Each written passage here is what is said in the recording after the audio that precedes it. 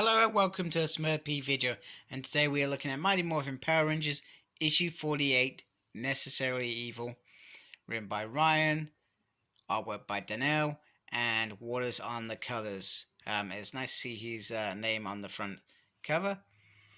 I can't remember if it's been there before, but it certainly stood out to me today. And we have what looks like Kira's on. No, that's not. No, we know whose on that is, but I'm not going to say that because that's going to ruin the surprise when I spoil that later in the comic book. So here we go. Here is a talented team that produced it. We got Ed on the letters, and we got all these people doing covers, including Dan Mora, who you would expect to be there, and Amelia Vito. And basically, we have these two guys having a little chat about, and they're in the catacombs underneath Safe Haven, and pretty much he's saying, you should have sent me to deal with the Rangers and not that other dude who blew them up in the last issue, and they haven't heard anything back, basically. And why am I down here? Blimey, that cat out there is loud. Not sure if you can hear that. There's a loud cat in the garden. It's not my cat, by the way. Anyway, he says we could be walking into a trap. Anyway, Dwayne's like, you know what? And he goes in there and he makes his point, basically. That you cannot fight me. You are not talented enough to fight me. You're not a fighter. And you do not have the strategy to win. Anyway, Kira says, you made your point. Let's move on. Why are we really here? So, Dwayne was on his little mission to find out the secrets of this place. And he's found it. And there are subscriptions of goodbye. Because they walk into this device, which looks like some sort of a mega thing. Or it looks like a Stargate from the SG-1 show. Anyway, this is the opening that she has been looking for to go off to the next stage. Anyway, the Rangers soon realize that there has been some sort of explosion in space, and obviously they want to get out there and help them. But they're not sure that that's the right thing. So Billy goes to speak to Grace, and she says that she may have somebody that can help. It's quite nice to see Grace in this. I do enjoy Grace's popping up in these books. She's quite a decent character that they've added in there. Anyway, Rocky wakes up from a weird dream, and we got, and I can never remember this dude's guys. He doesn't really want to do what he's doing, but he's doing what Freya has enabled him to do. So they're scared. And Trini says, you know what? You need to do your jetting. That pointless thing in the show. Do you remember that jetting? And everybody thought, what on earth are they jetting for? They can teleport, man. So Ron's found a cool way to make jetting happen. And they do. And they manage to escape and hide. So, good start. Meanwhile, Jason's trying to work off some cobwebs, and Tommy says, you know what, I did that when I got my butt kicked by Dwayne a few issues ago. You want to spar? And so they have good morphin, mega firepower. Well, that was pretty cool. And he's like, yeah. So they're having a little sparring thing, and Tommy says to Jason, you know what, don't announce what you're doing in your fights, because that's what you're currently doing. And Jason says, you know what? Well, he returns the favor to begin with. And he says, you think this is easy? All of this is easy? Lying to you guys? It was not easy. And I thought you'd understand that. If you don't understand that, you clearly do not know me.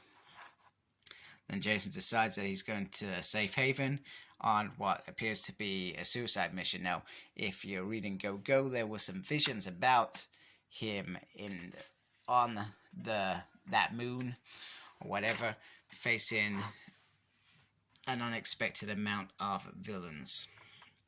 So anyway, the Rangers, just saying that they can't just hang around, and they come to devise a plan, and they think that they're going to win it. And he gives a low-level burst here when he could have easily destroyed them. So he clearly doesn't want to do it, in my mind. He doesn't want to kill these people. He's not about that. Anyway, he's still going to do it, even though he didn't just kill them. And you know what? It wouldn't be a good book if we didn't have these moments, because Adam would just be dead. It'd be awesome. It wouldn't be awesome. Anyway, we have this Megazord, and I can't remember where it showed up. Was it in Go-Go, or was it in Beyond the Grid? I can't remember. Anyway, Ranger Slayer is back, and it is so cool to have her back. And pretty much, he gives a little blast. Probably not a very convincing blast. Anyway, she finishes the job that she was meant to do.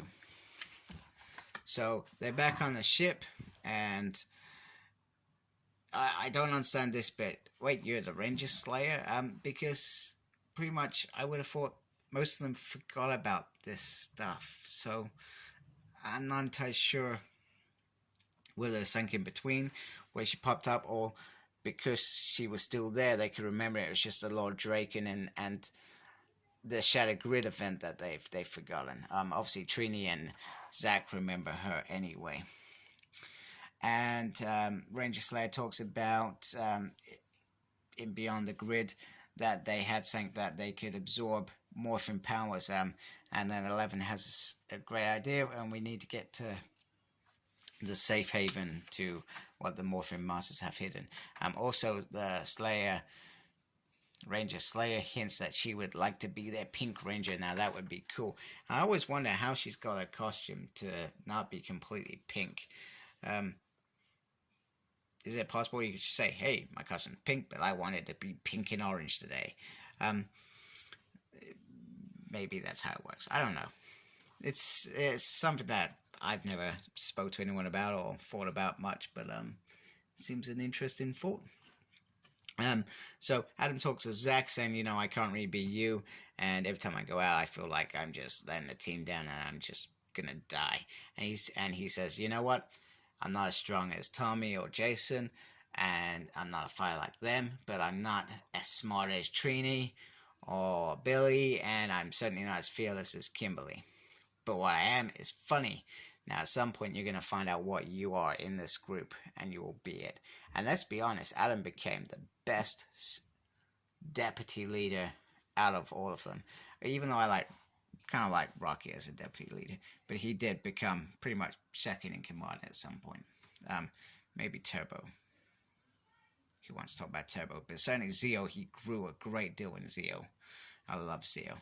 Anyway, Kira makes her announcement that we have a means to bring peace to the universe, and we are going to take it. Are you with me? And this time, the Roar is there. They are with her to bring peace to the universe. To be continued to the penalty. I'm not going to be able to say it. The second from last issue of this run.